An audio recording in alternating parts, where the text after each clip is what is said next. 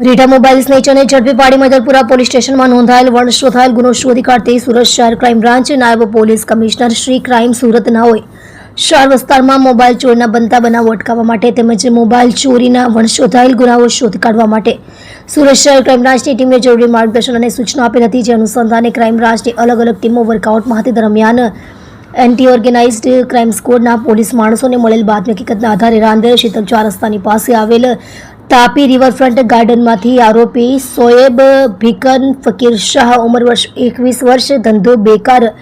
રહે room number 2 building number 189H2 Kosadavas Amroli Surat શહેર તથા room number 17 building number 167H2 Kosadavas Amroli Surat શહેર મૂળ રહે ગામ બાવાનગર ધુલિયો મહારાષ્ટ્ર તેને ઝડપી પાડવામાં આવેલ છે. મજકૂર આરોપી પાસેથી ચોરીમાં ગયેલ મુદ્દામાલ સેમસંગ કંપનીનો મોબાઈલ ફોન કબજે કરવામાં આવેલ છે, જેની વિગત છે નીચે મુજબ છે.